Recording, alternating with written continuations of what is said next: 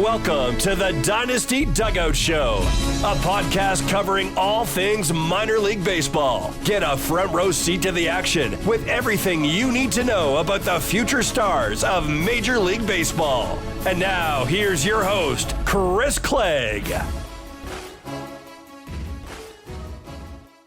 What is up, folks? Welcome to the show. It's Thursday. It's July 17th. It's our final day without a full slate of minor league baseball again till the end of the season. Well, I guess technically next Monday, but we'll have some complex and DSL to talk about. But we're back tomorrow. We'll be at the ballpark. We'll have Brooklyn in town, which will be fun. So I'm excited to see some of the Brooklyn Cyclones. I think they're one of the better lineups in baseball. So we'll miss Chris Suero, who just got called up to Double-A. We'll see who they replace him with from Single-A. So it could be interesting. We'll see there, but I am excited to see the Brooklyn Cyclones lineup. Hopefully see Nate Dom pitch. Just a 3-game set this weekend. So not sure exactly who we'll get, but I am looking forward to that series. I want to talk a little MLB Draft today. Obviously, it's still fresh on people's mind. I just want to talk a broad overview of the draft because, you know, it was a wild, wacky draft when you look at it and how it transpired, how it played out. But it was a fun one. And I think there's a lot of hidden talent in this draft. Everybody's kind of looking like broad spectrum at some of the, overarching kind of like pieces. And I think people are missing some really good players late. I'm excited to kind of bring those to light. I'm not going to do that today. Today's kind of a broad overview of the draft, a couple player highlights, all that stuff. But before we get to it, the show is brought to you by Connect Roasters. Connect Roasters is Ian Happ's coffee company, and they make an incredible blend of coffee. Connect Roasters offers a wide variety of different blends, but you can get the Gold Glove blend, buy one, get one 50% off by using the code Dynasty Dugout at checkout. Also, go check out their canned cold brews. When I tell you they are just incredibly smooth, I'm not lying to you. I think that's an incredible, incredible cup. And that canned cold brew is good. Pour a little cold foam over however you want to. It's great. Also, we're partnering with Chinook Seedery, who is the best sunflower seeds in the game. Chinook has all sorts of flavors. You want them, they got them. All sorts of great flavors there. The cinnamon toast, definitely one of my favorites. The dill pickle, some of my favorite. But you can go try it out. Get 10% off your order at chinookseedery.com. All right, let's dive right in off the top. So kind of a broad overview of the draft was a lot of prep shortstops and maybe some that will move off the position and a lot of college pitchers. Now, this college pitcher crop is pretty good, and I think there ended up being some really good landing spots for some of these guys, and it worked out really nicely. The board definitely didn't unfold how we expected. I think a lot of people expected to start Kade Anderson and then Liam Doyle, 1-2. And we certainly got fireworks from the get-go. Eli Willits went 1-1. Tyler Bremner went 1-2. That lifts Kade Anderson to 1-3, a perfect landing spot in Seattle. We will talk about that. But, the draft was interesting how it played out. We saw teams go a variety of directions when we look at the draft board and how it transpired. Teams really went with fits that they liked in the draft. Even some underslot guys. The Braves go Tate Salvestein at 22. He was like 1.4 mil under slot. He's one of the first, him and Liam Doyle was from the first rounders to sign. Mitch Voigt, first rounder to the Mets under slot, which is interesting. I do like that value there. Most of our first rounders have not signed yet, but that's okay. They all will. Can pretty much assure you of that. But when we look down the board and when we see these teams and what they did, I think it's pretty fascinating. We certainly got interesting in the 20 range where, teams kind of went all over. The Braves went interesting. I thought the Royals went interesting. The Tigers definitely went interesting. The Padres were on brand with the Cruz Schoolcraft. The Phillies getting electric arm and Gage Wood. The Guardians take somebody who they never would have taken years ago in Jace Lavalette, which was a great pick for them. They needed that kind of bat in the system. Too many safe bats in that system. Let's get some upside. And Jace is that guy. The Yankees went Dax Kilby, mentioned Mitch Voigt already signing with the Mets, and Zach Root, pretty interesting guy with the Dodgers. Dodgers always develop and come through. So, it got interesting. And I thought as we went on, it also became apparent that teams had a certain strategy and they were willing to go certain ways. They definitely, the Braves especially, they certainly were underwhelming for the majority of the draft, but we know that they're going to give big bonuses to Connor Essenberg, who they've signed for 1.2 mil, who has a slot value of $438K there. And Briggs McKenzie, that's a $588K slot. he's expected to get way overslot, but they underslot Cody Miller by about $500K in the third. They underslot Alex Lodis in the second by about, $200K, and the underslot on Tate Southseen. So it's all setting up for ultimately them to pay Briggs McKenzie a lot of money there. But you look at the rest of the picks, and it kind of made sense. I thought the Orioles draft was interesting given their bonus pool. They could have done a lot of unique things with this pool. They had the highest bonus pool in the class. They go Ike Irish at 19. Irish fallen a bit. He was projected to go a bit higher. We'll see where that slot lands. They didn't take Caden Bodine at 30. He's a safe catcher what kind of impact does he have? Take Vahiva Aloy, who has hit tool risk for days. And then all that money that they had, the only prep guy, Slater DeBrun, who I like, but DeBrun's small. It's kind of a Slade Caldwell comp, but he's not as strong as Slade Caldwell. Caldwell got to see last weekend, I guess. Golly, time's going fast. At the prospect pad, he's hanging around the hotel. This dude's jacked. He's a really strong frame. I know he's shorter, but I would say DeBrun is shorter than Slade Caldwell and definitely not as strong. So, it's a fascinating profile where they had all this money, and it honestly feels like they came away with nothing to show for it. They did take Cole Johnson in the 18th round. It was the only other high school. They took Jaden Loray in the 5th. So there's a couple high school guys, and then they have some JUCO guys as well. But ultimately, it was kind of surprising what the Orioles did with that bonus. You look at it and you're like, yeah, there's a lot of good opportunity. And I'm not saying they squandered it, but ultimately, outside the college guys, kind of okay, I like DeBrun fine. I thought DeBrun went where he was projected to go, in my opinion. Some are really high on Slater DeBrun, not quite there on him. And then we'll see if they can sign a Cole Johnson later in the 18th. Thought that was kind of interesting. I love what the Athletics did from a broad overview standpoint. I mean, Jamie Arnold, the Athletics have shown us time and time again, they can draft well. And they take the best available on the board always. They took Jamie Arnold at 11. I love the Devin Taylor pick at 48. Gavin Turley gives you a lot of upside at 110. Zane Taylor's interesting. Grant Richardson's interesting. You go down the board a little bit, and they took some guys that I thought were pretty fascinating as well. A Jay Dill in the 18th, interesting. Jackson Phipps in the 16th, could be interesting.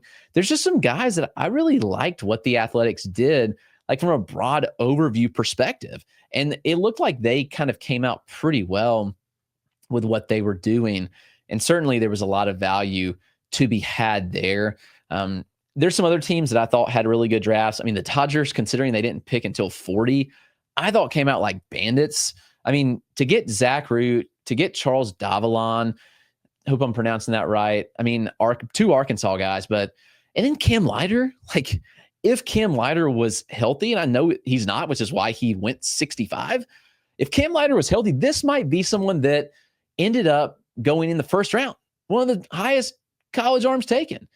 And then they go and get, I'm a butcher, their third round picks named Landon Vidoric. Hopefully I'm saying that right. But Cincinnati outfielder is interesting. But their prep players they took in the 4th and the 6th, I'm highly fascinated with. Aiden West, a shortstop prospect at 6'2", 205, really strong left-handed swing, a lot of bat speed, a lot of pop, really good athlete. And then Mason Lagenza in the 6th. Lagenza looks like another Brendan Tunick to me, where Lagenza is tall, he's got power, he's got some speed, good athlete. There's hit tool questions, but if it clicks, awesome. They take a Jack O'Connor in the 8th, who, yes, he's been hurt. He was just out of the bullpen in 2025 because his elbow. But man, this kid had shown flashes at some points. He was very hyped at points, and they get him, which was awesome. I know Logan Lunsford of Wake Forest is small, low probability starter at 5'10", but man, this kid has strong traits. Sam Horn, this will be interesting in the 17th. This kid might start quarterback for Missouri this year. He might be the starting quarterback in the SEC. So I'll be really fascinated if they sign him or if he goes back to Mizzou. This kid's got a really good arm. I'm talking 95 on the fastball, 90 up to 98. It's a decent slider. He throws a sweeper, mid-age changeup, pretty good extension, 6'4" athlete. If the Dodgers sign him in the 17th, then they've really killed this draft. So broad overview, like I really liked what the Dodgers did. I thought the Nationals were phenomenal. I mean, assuming they're going to sign all these guys, because you look at their 6th through 10th round picks, and they signed those picks 6th through 10th round for a combined $85,000. So there's some big savings there, and they're going to use it. They're going to have to use it on these guys because they took Eli Willits 1-1. I'm sure he's going to get underslot, 11 mil bonus, but Ethan Petry in the second. I mean, for all the things people have said about Ethan Petry, it's some of the best power in the college class. He improved his contact rate substantially this year. The approach can play. Petry stuck in the corner outfield. I know people like he's a first base only, and he might be 6'4", 235, but this kid can swing it. And they take Landon Harmon, a right-handed arm that I loved. I love Landon Harmon. Harmon in the third, 6'5", prep righty, really big stuff. Miguel Syme Jr. in the fourth. This kid's like up to 100. He's electric. LSU commit, 6'4", 235. I mean, there's bullpen questions, there's command questions, but if they rein it in, Miguel Syme Jr., phenomenal pick. And Coy James in the fifth. Like, this kid was talked about in the second round, like really good traits with Coy James, really good feel to hit. Yes, he did kind of take a step back from where he was valued like a year ago, but potential like 20 home run pop. He's got average speed. You know, we'll see if he sticks it short. It'll be interesting. He's a little smaller, 6 foot, 185, but this is a good pick in my opinion. They'll sign him for sure. We'll be curious to see if I'm just doubting they sign Mason Pike in the 19th. He is a prep righty out of Washington. I'm guessing that we see him go to school. He's committed to Oregon State. That would be my guess there, but interesting arm. And Ben Moore, a lefty out of Old Dominion, probably one of my favorite picks of theirs from the 11th through 20th round outside of Pike, who doubting they sign. He's a good arm as well. So from a broad overview, those are some teams that had really good drafts, and it'll be really interesting to see how these play out. Let's take a quick break. I want to talk a couple of the top picks, and we'll get out of here tomorrow. We'll come back with some draft sleepers and more, and then they'll be at the ballpark tomorrow night, guys. Can't wait for that. So let's take a quick break, and I'll be right back with it, talking about some of the top picks. All right, we're back at it. Eli Willits went 1-1. This video from Baseball America did a tremendous job. A lot of respect for all of those guys. Hung out with them this past weekend. Really good dudes. So shout out to them for the video here of Eli Willits. Man, Willits is a fascinating prospect. When you look at him, it's like, okay, yeah, maybe he's a bit smaller. We'll play that again for you. This is a lefty bat with a good hit tool, a really good feel for velocity and spin. Willits does a lot of things well. He's presently a plus runner. The question's with the impact, guys, and I understand that. Kind of betting on some impact coming. We'll see what kind of impact Willits does get to. I think that's the biggest question in the profile. But if it comes, like I've comped this guy to like a Kevin McGonigal. Maybe he doesn't get to that kind of power. That would be okay. He's a better runner. He has that kind of feel to hit, and he's a little bit taller. So the numbers on Eli Willits on the prep side or the showcase side of things were fantastic. He was 17 and a half years old. Very simple operation in the box. So when you look at like an Eli Willits, it's a lot to like in that profile. Very simple operation, small stride, quick hands, just explosive through the zone. Maybe I'm a little high on him, but I think that at 1-1, it completely made sense why the Nationals went this way. So we'll see. I think we have to see how the power plays out. But if it does come, then Willits is going to be a stud. I think he could be a consistent 20-20 type with really good batting average. And yes, I understand that there's guys in this class that could be superstars, but I'll take the safety of Willits here. I really like the pick a lot. You know, when we look at the Angels made a crazy play to get Tyler Bremner, and maybe it's not crazy. I'll say they surprised taking Tyler Bremner at 1-2. I mean, when you look at Bremner, he entered the season with Jamie Arnold, and they were like probably the consensus top 2 prep or say college draftees pitchers in the class. And you just watch some of these highlights. You watch those. That changeup's disgusting. The fastball will play. I think that he made some improvements on the fastball down the stretch. And we saw Bremner like really take those steps forward. You know, you look at the surface ERA, he had some rough starts to begin the season, and walks were an issue at times. But Bremner, I think the stuff could play. I think that it'll be fast track to the majors. Obviously, the landing spot in Los Angeles, don't love just given the development track record, but he probably gets to the majors as fast as any other player in this draft class, which you like to see if you're playing fantasy baseball. That's obviously great. And then Bremner, with the improved fastball, like he was sitting mid-90s consistently, 18 to 20 inches of vert, 15 inches of arm side. Like you're going to watch, like if you watch these, he's good at creating the east-west movement. And so from a 5'9" release height, it's fairly short extension, but the stuff is there from Bremner. That changeup's disgusting. There's some breaking balls there, but that changeup, that thing just an airbender. And it's probably the best changeup in the class. So we have to talk about that from that standpoint. Like 20 inches of fade, it falls out of the sky. I think it tunnels that fastball extremely well. So there's a lot of traits with Bremner to like. And I think you look at the slider, it's a decent third offering. I think that will need to be further developed. You have to wonder, what will Los Angeles do with that pitch? It's a mid-80s pitch. It's been hit hard at times. And it did have a 33% whiff rate. So it did have decent whiff numbers. I think that you look at the fastball changeup combo and it can play. But you're hoping that slider like refines itself further. It's a really high floor arm. So that pick was surprising, but I don't think it was bad.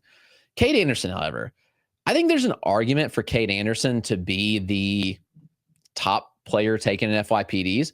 I know you say pitcher, yeah, but Anderson in Seattle is a dream, guys. I think you realize what a dream this is for Kade Anderson to be in this spot. Look at the starters that Seattle's developed just year over year. They've done a tremendous job. And I know some of the guys aren't this same profile. Like a Brian Wu isn't the same profile. A Bryce Miller isn't the same profile. But honestly, like, look at Logan Gilbert. Look at George Kirby. They have developed this profile like a Kade Anderson. That College World Series final was electric. 130 pitches. My goodness, guys. What a tremendous start that kind of sealed his fate in the top of that draft. Now, I kind of thought it might be 1-1. I was shocked. I was especially shocked when it wasn't 1-2 after he wasn't picked by the Nationals. But here Kade Anderson fell to the perfect development slot. And those were all the strikeouts from that game. Just a phenomenal showing. Draft eligible sophomore. He was good as freshman year, but really took off. 119 innings, 3.18 ERA with 180 strikeouts to 35 walks. He did allow 16 home runs, which was where most of the damage came. But overall, like, Kade Anderson was phenomenal this year. The fastball doesn't stand out because it sits 93, but he spins it well. You've seen some of the video here. 19 inches of IVB from a 6-foot release height. That will tick down with a pro ball, but good arm side run. He's even a little cut at times. It's a tough pitch. Changeup's nasty. It's 50% whiff rate this season, 12 to 15 inches of fade there on that pitch. He gets chased out of the zone. He gets end zone whiffs, like just all the things. So, I mean, when you look at Kade Anderson, it's kind of the sum of the parts with like 4 above average offerings that might be better. And then you throw in the breaking balls as well. It's 2 breaking balls, a mid-80s slider with some depth and like 6 to 8 inches of sweep.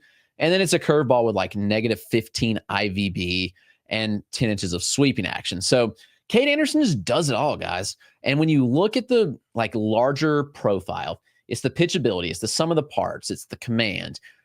Those things in Seattle, I just think are going to play so well. And you have to love that he could be pushed quickly and not be phased. I really expect Anderson to just move fast. I think he's in that rotation pretty soon in 2026. And it's just really, really good stuff. So that was the 3rd overall pick.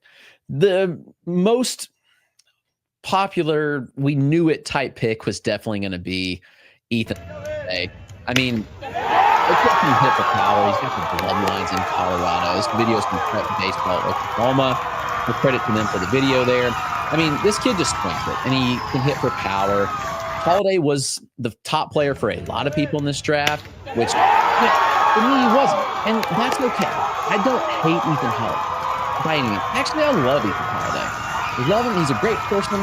He really is just a solid dude and a great baseball player. I have questions. I'm going to be honest with my mouth.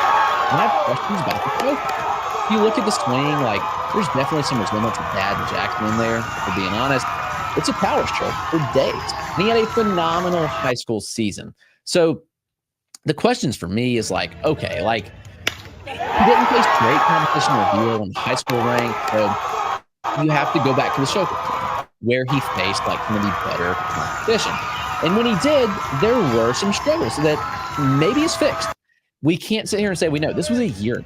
And yes, the high school numbers were great, but the competition was great.